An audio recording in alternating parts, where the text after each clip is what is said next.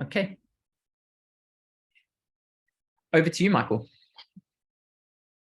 Thanks, Andrew. I'll just share my screen because I have the requisite slides. So thank you so much, Andrew. Thank you for the opportunity to present here today, and thank you all for coming along. The talk I'm going to give draws on research conducted during a DECRA fellowship that I held until the end of last year, and it's based on an article that was just published in the journal Digital War. Apologies for it not being something entirely unpublished, but this year has been rather hectic. And so I'm very happy to share the extended version if you would like to see it. Okay, so I'm speaking to you from unceded Bidjigal and Gadigal country here in Sydney. And so, like Andrew, I want to acknowledge elders past and present for their care of this land and for their continued struggle for proper recognition of Indigenous sovereignty in this country. And I want to extend that respect to any First Nations people who are with us today. And while I'm going to talk about the colonial present of a different place, I want to acknowledge the shared histories and techniques of colonialism. The gun is so often harnessed to informational systems of mapping, surveilling, and categorizing, and much the same dynamics are present in remote warfare today. And like settler colonialism, the project of drone warfare, at least in its American imperial form, is rife with fractures, fissures, and failures. So there are sites of resistance and refusal despite the forcefulness of those structures. On 10 September 2021, the New York Times published a video investigation of a drone strike that had killed 10 people in Kabul on 29th of August, amidst the withdrawal of US troops and personnel from Afghanistan. Combining on-the-ground interviews, smartphone footage from the scene, forensic analysis of security camera footage and satellite maps, and expert commentary on the blast site, the investigation showed that the target of the strike, Zamiri Ahmadi, was a technical engineer working for an American aid organization. 7 children were among the others killed. 3 days after the strike, US General Mark Milley, chairman of the Joint Chiefs of Staff, declared it a righteous strike against members of ISIS-K, the group responsible or held to be responsible for a suicide bombing at the Kabul airport that had killed 13 Americans and 170 Afghans a few days earlier. But as the Times investigation showed, the strike was like so many others in the 20 years of lethal surveillance of Afghanistan, reliant on atmospheric remote sensor surveillance without verification from the ground. What likely killed 10 innocent people was correlation, coincidence, and the lethal logic of remote warfare itself. A white Corolla, proximity to an alleged ISIS-K safe house, and movement that is suspicious and jittery military interpreted as threatening via its own warped matrix of interpretation. Following the Times investigation, the Pentagon acknowledged that the strike had been a mistake and that almost everything they had claimed about Ahmadi and his movements was wrong. The visibility of the strike, the detailed and well-resourced investigation and sustained media scrutiny, and the public attention that followed all combined to produce a rare instance when the violence of drone war was brought home to American and other Western publics. In Afghanistan and the neighboring federally administered tribal areas of Pakistan, at least 13,500 drone strikes have been conducted since the first Hellfire launched from an unmanned aerial vehicle at a live target in October 2001. Those numbers come from the Bureau of Investigative Journalism, but I should note that their figures for Afghanistan itself begin only in 2015, which means that the numbers are likely higher.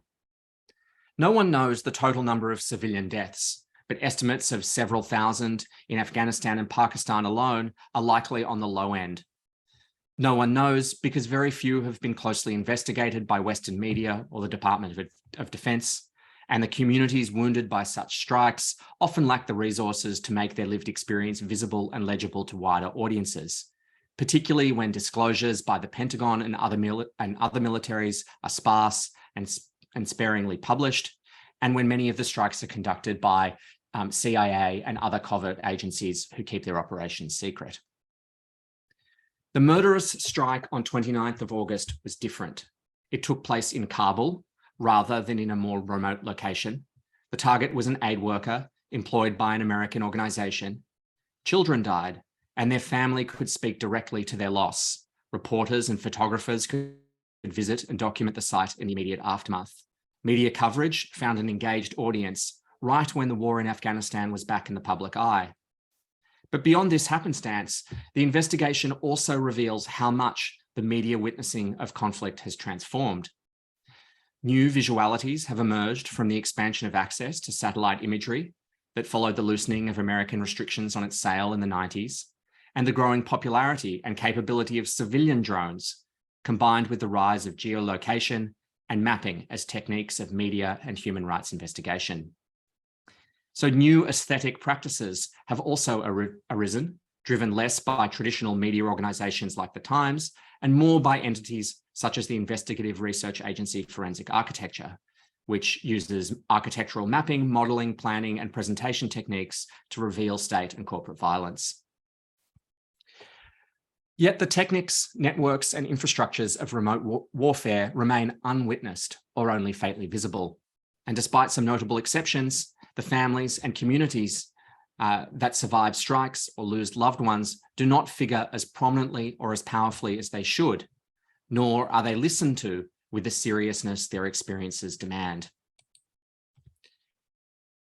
Witnessing war has a long and complex history, but remains critical to public understanding, engagement with, and response to martial violence.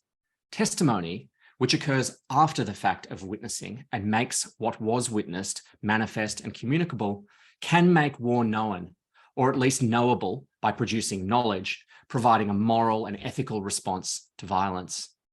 Witnessing that leads to testimony makes contestation in a public fora possible, like the court, the tribunal, or the parliament. And while witnessing was once performed through speech and song, media technologies from the printing press to the television to the smartphone have transformed how war is witnessed. Through media, witnessing has become a generalized mode of relating to the world, as Paul Frosch and Amit Pinchevsky put it. If witnessing is, as John Durham Peters argues, how we become responsible to the event, then witnessing is crucial in working out how what is witnessing is crucial in how what is happening over there might become ours, connected to those responsible for its violence or in whose name the violence is waged. So remote warfare is not just distant in space and time, but removed from view by technocratic discourse and its distributed architectures of violence. For Jens Ollen, remote warfare is characterized by, quote, allowing operators to use ever more discriminating force while also receding further in time and space from the target of a military operation. This makes remote warfare profoundly asymmetric, exemplifying what Achille Mbembe calls necropolitics. For the US, remote warfare is appealing because it enables military action at almost any point on the planet without the exposure of its own soldiers to immediate harm. By removing soldiers from the field of battle, it also removes publics and even policymakers from intimate relations to martial violence.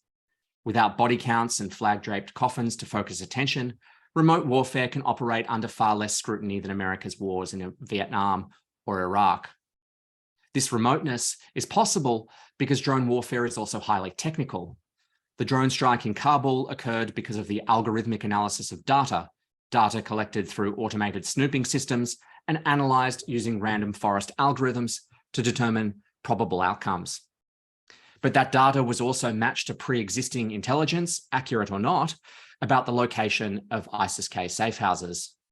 Witnessing a drone strike, then, requires that media and humanitarian witnessing be complemented by recognition of the witnessing work of non-human entities, agencies, and processes. So In the bulk of this talk, I want to propose 4 trajectories demanded by the problem of how to witness a drone strike: lived experience, violent mediation, infrastructural scale, and aesthetics. Drone strike, so the first one is lived experience. Drone strikes are swift, kinetic violence, but their aftermaths endure, rending and reshaping the lived experience of those who lived under them or survived them. Witnessing drone strikes requires attending both to the immediate consequences of lost lives, injured people, and damaged cars, homes, and lands, but also to ongoing damage to the fabric of social, cultural, and political life. Drone wars' aftermaths are intimate, contested, and unruly, etched in stones, buildings, gardens, and bodies, seared into the fabric of communities and cultures. Witnessing a drone strike thus entails both the elevation of voices from the ground, but also attention to the material, ecological, and cultural harms perpetuated by the ever-present potential of violence from above. The testimony of survivors carries with it an urgent, even moral force that provides media and reportage and investigation with a certain standing. Yet merely speaking does not mean that such witnesses will be heard or believed. In drone warfare, the politics of listening hinges on which voices count as worth hearing. Bearing witness to the experience of life under drones makes clear the deep social and cultural wounding they produce, and that is perhaps part of what must be heard. So Ahmad, a 21-year-old Afghani from Wardak, Waziristan, has told researchers that, quote, life is like being in a prison, but the prison is big.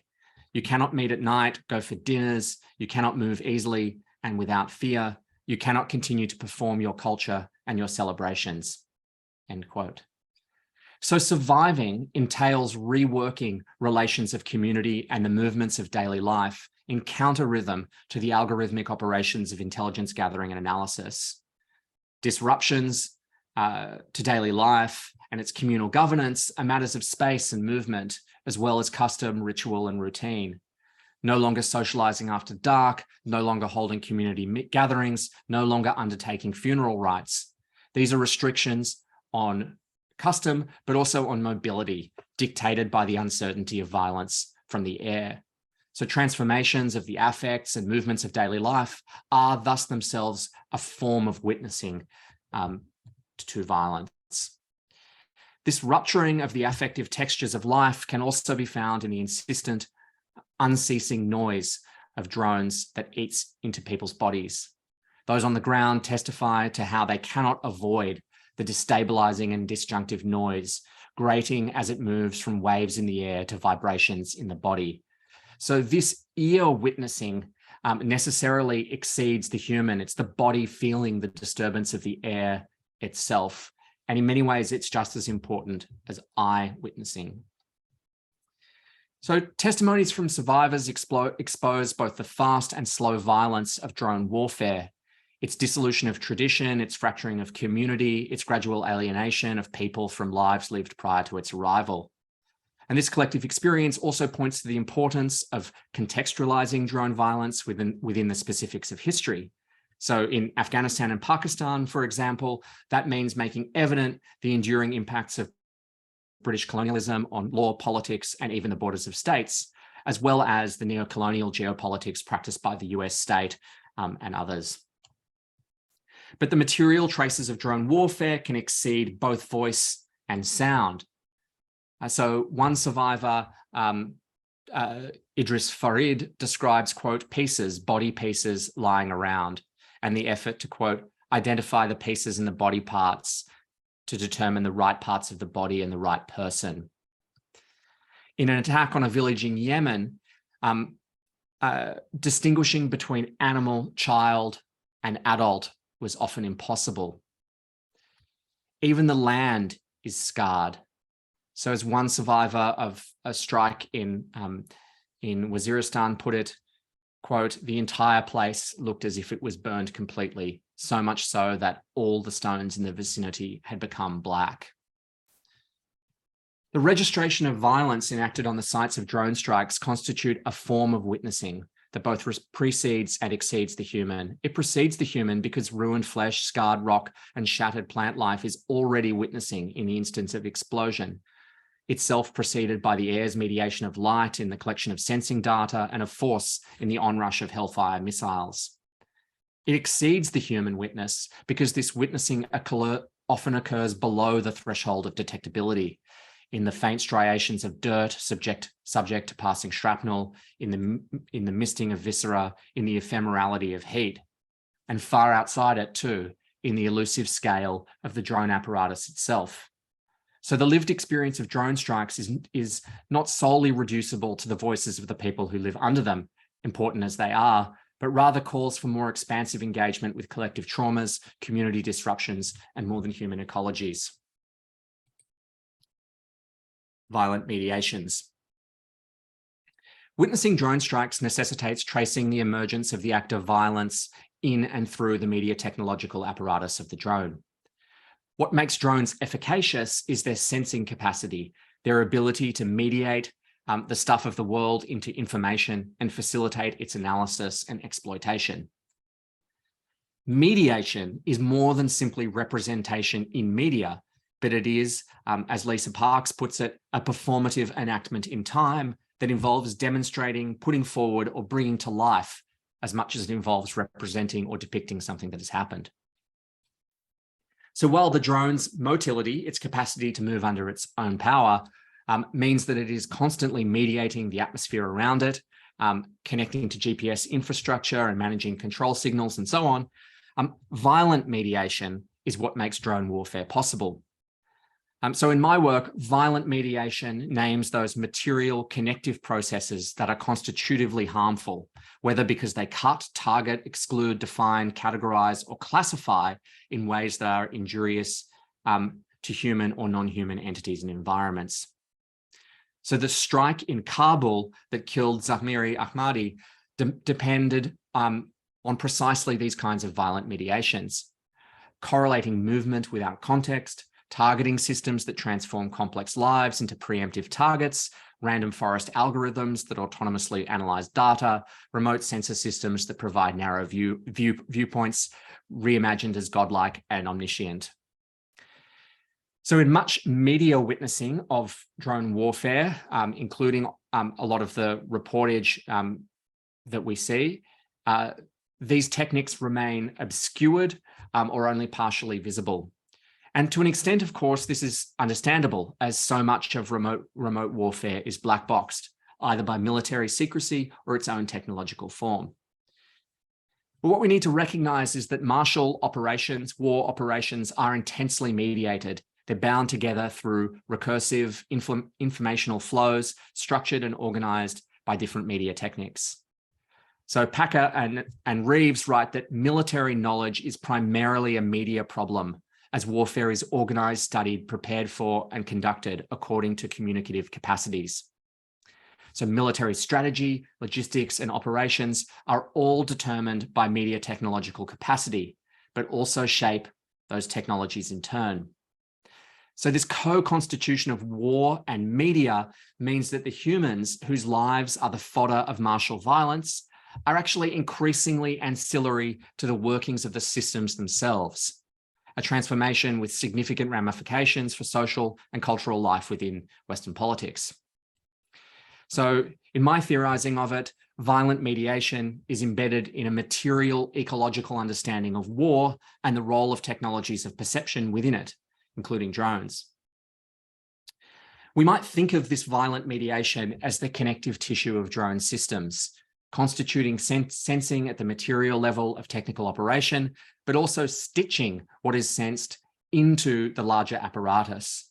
The thermal camera of the drone sensing its environment entails violence within its mediating processes, but also in the translation from sensing, say in a thermographic camera, to imaging, in its decoding for optical display so that we can actually see what the camera, a version of what the camera sees, and then to targeting through the fixing of a target, often using laser guidance based on an agglomeration of pixels represented on a display. So there's all of these like reductive processes of cutting, reducing, and reforming throughout that arc that I just described.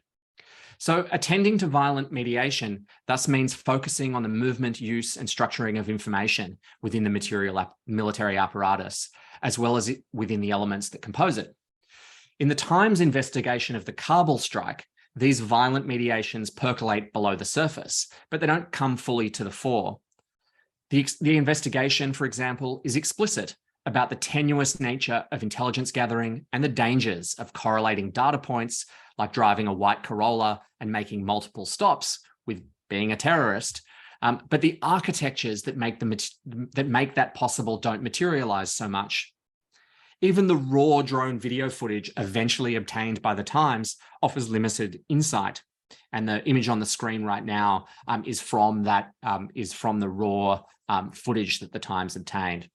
So parts of the screen, as you can see, are blurred to redact navigation and sensing information. And it's unclear from the footage whether the quality of the image has been degraded to protect drone vision capabilities. In reckoning with the techniques, witnessing a drone strike must precede the launch of any missile. Over Afghanistan and the Fatah region of Pakistan, drone strikes fit into two broad categories. So while personality strikes target specific individuals identified by the US state as threats, alleged terrorists or insurgent leaders, for example, so-called signature strikes are activated when emergent patterns in accumulated data about movement and communication cross a certain threshold on a predefined decision matrix. In other words, the stuff that people do in their daily life or over the course of a period of time is recorded and then triggers a certain threshold that says, all of these correlations look like threat. So collected by drones carrying the Gilgamesh system, metadata from cell phone tower or check-ins, calls, and texts is analyzed by Skynet, Skynet software to identify so-called patterns of life that could be mapped to potential threats or targets of interest. These preemptive martial techniques obscure the specificities of the texture of life in order to deploy tools that identify risk and act to eliminate it. So within Skynet, and yes, they really did call the system Skynet, a narrow set of data points, most of them drawn from cell phone signals interception, provides the basis for algorithmic analysis, typically using a machine learning technique called a random forest. A random forest uses probability trees for various data relations and outcomes to produce predictions about what might happen. Such an algorithm doesn't witness in the traditional sense of human knowing or experiencing, but to quote Louisa Moore, it mobilizes proxies, attaches clusters of attributes, and infers behaviors to target and to act regardless. So this mobilization of relations, I think, must be witnessed as a critical animating element within the violent mediations of drone war. And so I think part of my project is creating the conceptual space for algorithmic intensities, relations, and systems to be understood as enacting a kind of non-human witnessing. But we also need to trace not just what happens within these systems, but their affects and effects. And this connects back to what I spoke about earlier about the reworking and disruption of social and cultural relations in response to drone operations. Here takes on a kind of a second significance because it becomes a kind of collective witnessing of what the otherwise obscured or impossible to analyze algorithms actually do. Their effects are seen in the social and cultural transformation. Okay, so third trajectory, infrastructural scales. So if the process of violent mediation through which drone strikes are enacted needs to become part of our witnessing assemblage, then so too the socio-technical infrastructures that enable the drone apparatus. Drone violence takes place remotely, but this physical distance between soldier operators and their targets is bridged by a planetary infrastructure of atmospheric satellites, undersea optical fiber, military bases, institutional procedures, technical operations, technical protocols, and importantly, legal frameworks, to name just a few of the elements that connect the aerial platform in the sky above a conflict zone to its ground control station on the other side of the world, and that govern the flow of information and action within the system. So while the basic architecture of such systems is by now broadly known, these infrastructures entangle additional actors into the fray. Germany, for example, which hosts the pivotal Ramstein airbase signal station. But at a more systemic level, these infrastructures point to the infrastructural scale of drone violence. So infrastructures are the precondition for remote war's occurrence and for the topological transformation of war itself. While the scale of such infrastructures is implicit in the Times investigation and other coverage of the Kabul strike, media witnessing tends to position these infrastructures as background conditions in favor of the essential task of foregrounding lived experience. However, witnessing drone strikes calls for a more engaged accounting with the global scale of its infrastructures. So this includes bringing its social, political, legal, and other infrastructures into view and to understand these as constitutive of drone violence. So in the mediatized spectacle of the Iranian General Qasem Soleimani's assassination by American drone, for example, we had a rare instance in which the geopolitical and legal infrastructures that enable remote warfare became visible. This was because targeting a senior military leader of another state is extremely unusual, and this made the strike itself exceptional. In the American broadcast media coverage and in the commentary that carried over into blogs, opinion pieces, and academic articles, questions of legality and political implications were repeatedly raised.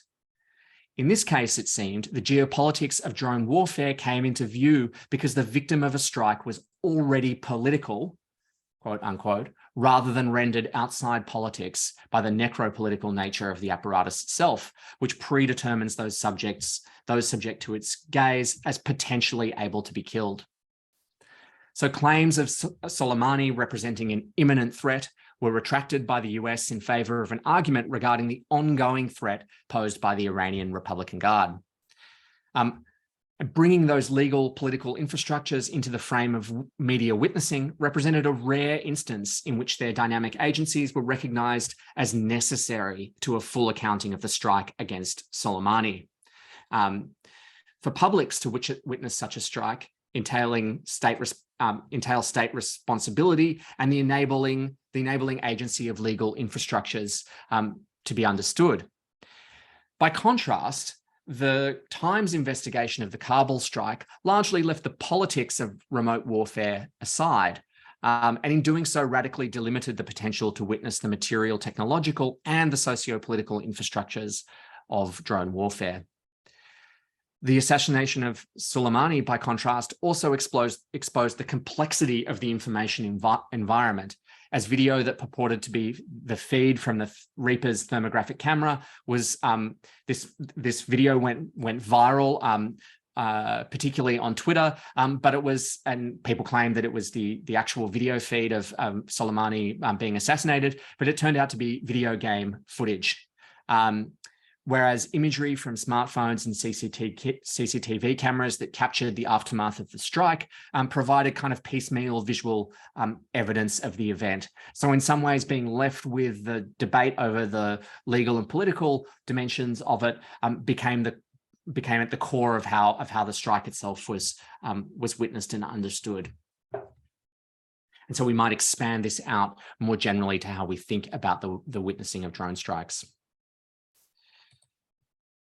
So last one, aesthetics. So common conceptions of aesthetics limit its meaning to the apprehension of beauty, particularly in art, but of course, aesthetics can be understood in more fundamental terms as a dual process of sensing and sense-making. That is, aesthetics describes how experiences of the world are sensed and how knowledge is produced from that sensing. Like the process of violent mediation to which it is yoked, the sensing and sense-making mechanics of the drone apparatus shape the knowledge claims that authorize drone violence. So there is an undeniable aesthetics to the witnessing of drone warfare within the military apparatus. The array of screens, the latency of imagery, the multispectral capacities like the infrared, and the narrow fields of view afforded by the camera itself. And this is in turn layered over by these algorithmic systems that I was talking about. And so there is this sensing and sense making, which presents itself as precise and hyper-technical, but is actually complex and messy and prone to errors. To witness a drone strike from a ground control station outside Las Vegas, operating a drone, is to do so within the aesthetic capacities and constraints of the system. Visible in YouTube videos of Reaper strikes and part of the visual rhetoric of films such as Eye in the Sky, the event of a missile strike overwhelms the sensory capacity of the drone. A burst of white, an intensity of light that the optical camera and particularly the thermographic sensor can't cope with. Focalizing infrared radiation through lenses and onto the microbolometers assembled one per pixel into the sensor itself, thermographic cameras must manage much wider wavelengths than optical ones. And as the raw footage from the 29th of August in Kabul reveals, and you can see this on the screen now, when a missile strikes, the combination of limited resolution and intense heat prevents the infrared sensors from doing anything but assigning maximal capacities. So computer vision cannot resolve meaningfully what it cannot itself sense. And so we get this burst of white that we see on the screen. Whether in optical or infrared, this incapacity to capture the event of the strike means that drone sensors necessarily repeat the erasure of life at the level of sensor process and recording. Not only are these sensors overwhelmed, but latency within the network also means that the drone apparatus can only ever witness on a 2 to 6 second delay. Whatever appears on screen does so with the event already in the past. Not real time, but still live in the sense that the drone system always experiences liveness on delay. Distance vanishes, but time dilates. Drone systems intensify this tension between occurrence and technical mediation. So we get a kind of elastic temporality brimming with violence. But there's a second sense in which aesthetics enables the witnessing of drone war. For the research agency Forensic Architecture, aesthetics opens up an investigative mode that can address what the founder, Isle Weitzman, calls violence at the threshold of detectability.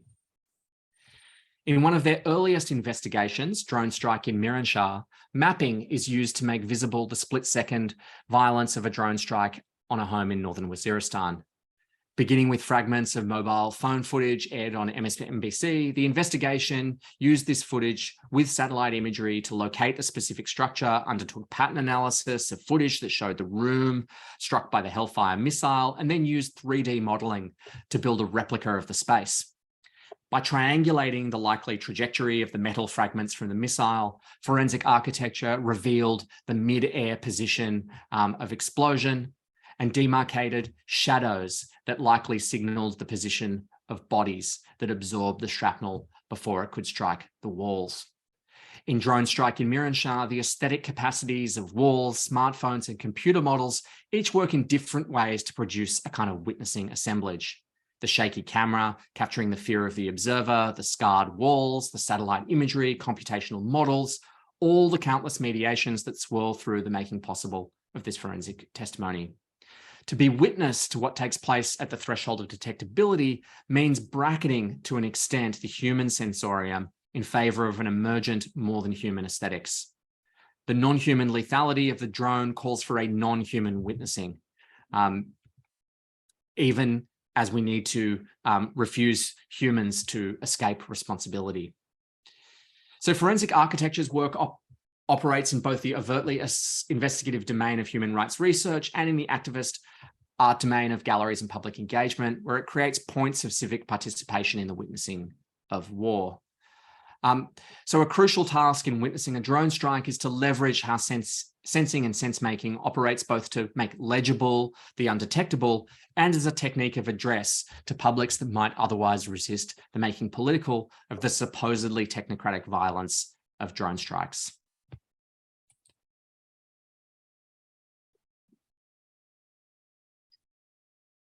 So my central contention, by way of closing, is that reckoning with the mutable and elusive nature of drone warfare requires an expansive ensemble approach that includes the more than human. The image on screen now is a beautiful painting by the Australian artist, Catherine Brimblecombe Fox. This need is growing as drone warfare itself mutates and metastasizes into increasingly autonomous and AI-powered systems that push humans further and further from decision-making. And so expanding the ambit of witnessing in techno-scientific war is vital if such violence is to make an ethico-political claim upon publics and heighten the sense that such wars are ours and not purely technocratic matters divorced from otherwise distant publics. Thank you. That's it. Thank you so much, Michael. Fantastic, such a rich presentation and such a rich seminar. I'm sure there are lots of questions. So I will just very quickly open to the floor to see if anyone has them. Please feel free to drop them directly into the chat, or please feel free to unmute yourself and ask away. We have about 20 minutes or so. We can roll all the way to 1 o'clock. So if you have questions for Michael, please jump in. I know, as always, I'm like, yeah, this is going to be super clear, and then I realize how kind of conceptually dense what I've written might be. So apologies if parts of it sort of race through some big ideas. Yeah, this is a bad habit of mine. Not at all. It's fantastic and wonderful to have the opportunity to engage with the full complexity of this work. Perhaps while I don't see any hands up at the moment or questions in the chat yet, and partly maybe people are still formulating those. So I wonder maybe if I can kick things off and jump in with a question to begin with, which is really a kind of a very simple question, I think, and picks up on some conversations that we have been having around this, which is to ask you to say a little bit more about what you see as the possibilities for, you've given us a really wonderful conceptual framework for thinking about how to witness a drone strike and how to think about the relationship between impacts on the ground, remote technologies, infrastructures at a whole bunch of levels, aesthetics and kind of perception. But I wonder if you could say a little bit more about how you see this kind of relationship between a hybrid human, non-human witnessing coalescing into a kind of politics of some kind. Where does it lead us? What does it lead us towards? Or what are the things that you think of it leading us towards? Does that question make sense? Yeah, it does. Thanks, Andrew. It's a really hard question. It's also a nice leading one in some ways, because I have a book coming out eventually, I guess in like a year plus, called Non-Human Witnessing, which tries to get at some of these questions more fulsomely. It's not just about drone warfare, but tries to get at some of these questions. Look, I think the sort of short-ish answer is that we need to find more ways to bring the many forms that witnessing takes into conversation or into concert with one another, so that like the incongruities between different ways of knowing and different forms of politics come more to the surface, so that those can be reckoned with in a kind of more deliberate way. And so I guess, because I think, I'm very much of the view that we live in like what, many people, but like, but I'm thinking of Marisol Della Cadena and Mario Blazer call a world of many worlds, where we have so many different ontologies and epistemologies and so on that jostle with each other, that sit alongside with each other, that like sometimes get along and sometimes don't.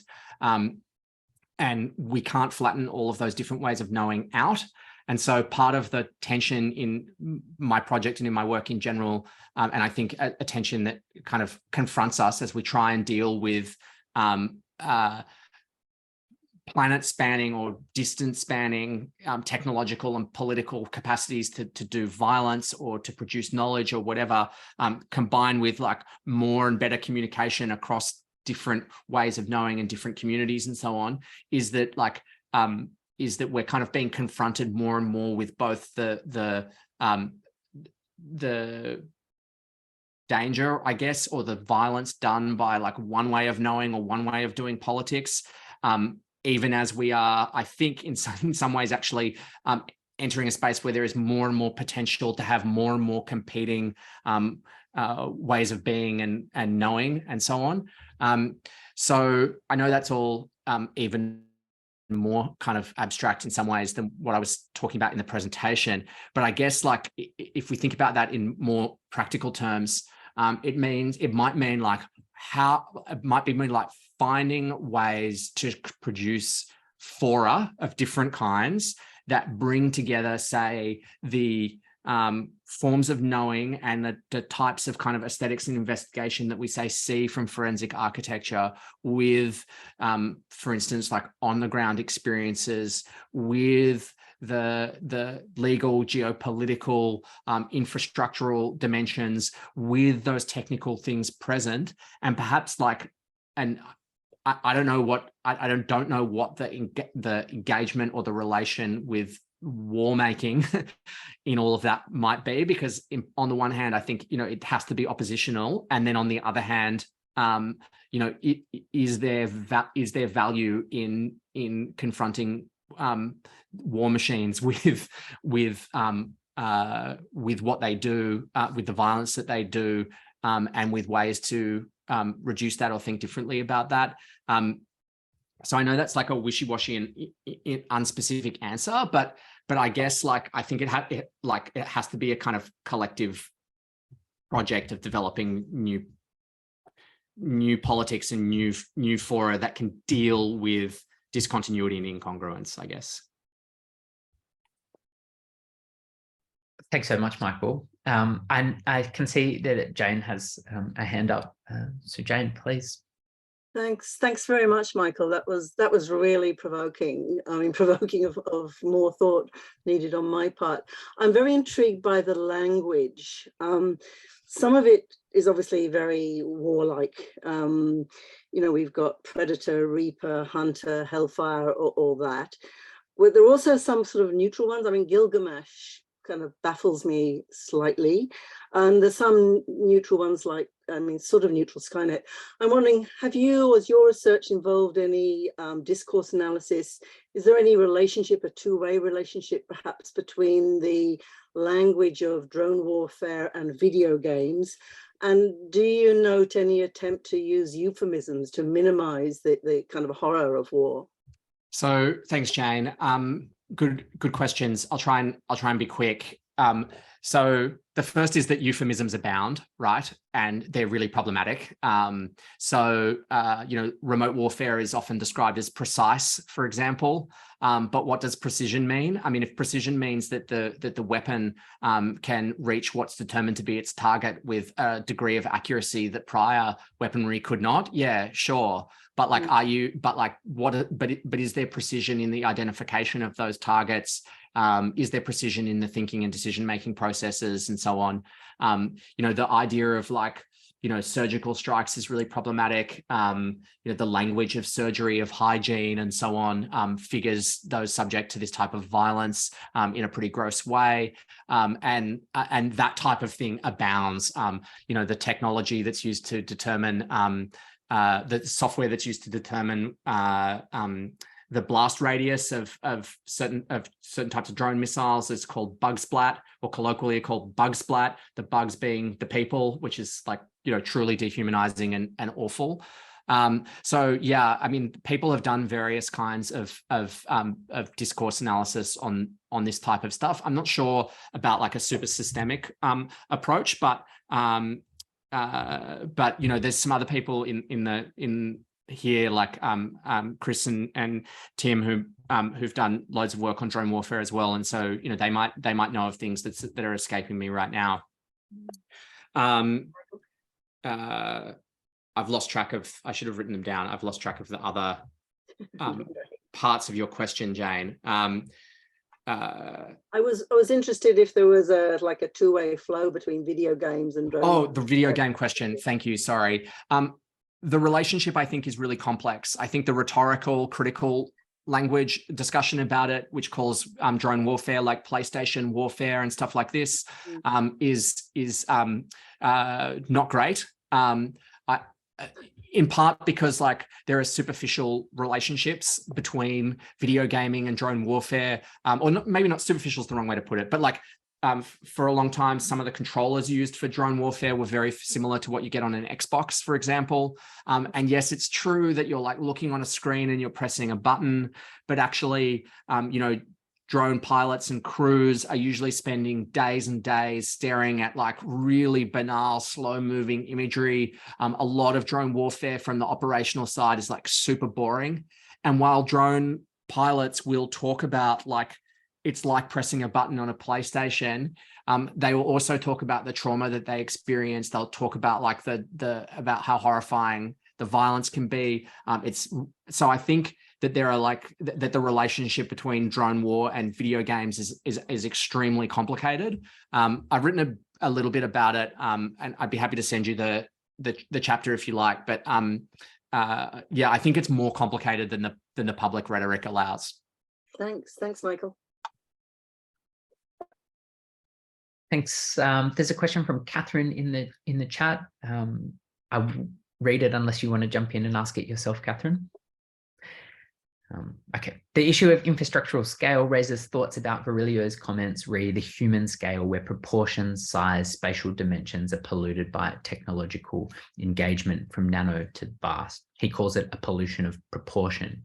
Interested if you have thoughts on contemporary modes of witnessing as polluted. Great question, Catherine. And for those who don't know, the painting I showed at the end there is one of Catherine's, and her work's really beautiful. Yeah, really great question. I think a lot of what I'm talking about actually is like polluted witnessing in that sense.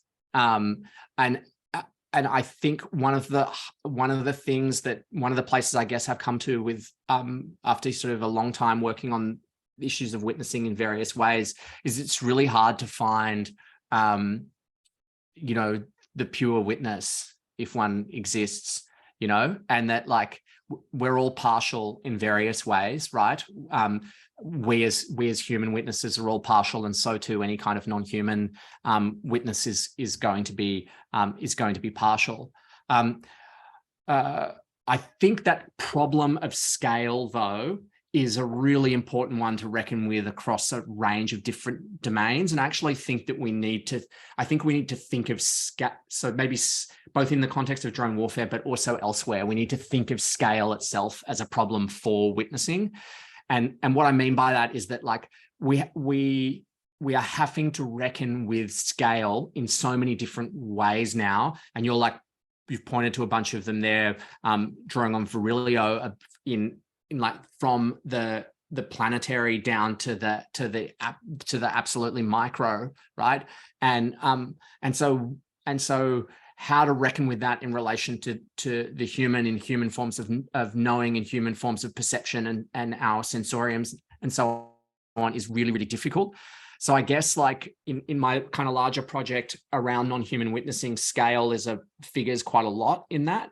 And I think that like finding mechanisms through which scale can be witnessed, or in other words, be brought into the domain of you know, politics, ethics, etc., is a pretty important task. And I actually think that this is an area where aesthetics is so important. And by like aesthetics here, I just mean it in the you know, art making and creativity is really important, right? Like your paintings, for example, that try to reckon with like the planet in relation to warfare are trying to get at this question of scale. Like, how do we actually confront this tension between like the infinite complexity of the planet that we live on and all of its life and liveliness with the transformation of the planet into an object that could be targeted or that could be like known and actioned in various ways.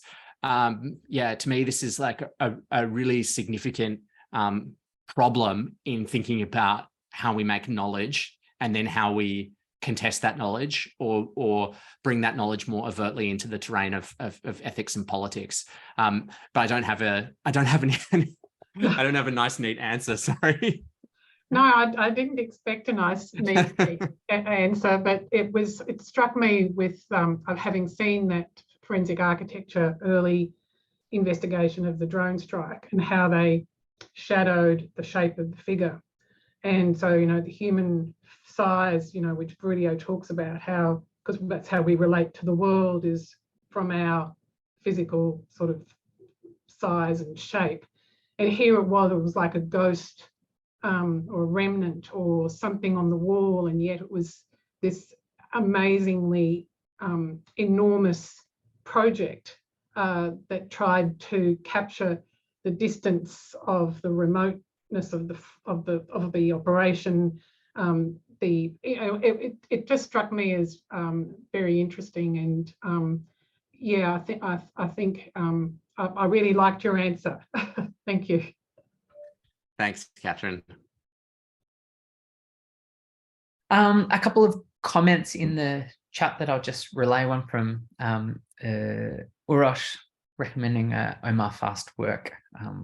5,000 feet is the best. Read Drone Pilots and Ethical Dilemmas. And Chris writing about specific insignia used by drone pilot teams. Does anyone have another question? We probably have time for one final question if anyone has it.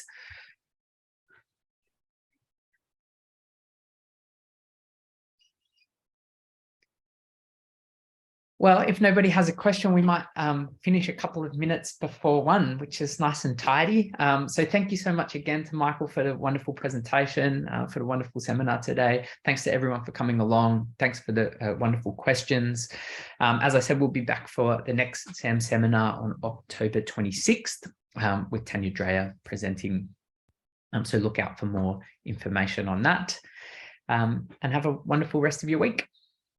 Thanks, everybody. Thanks so much for coming along.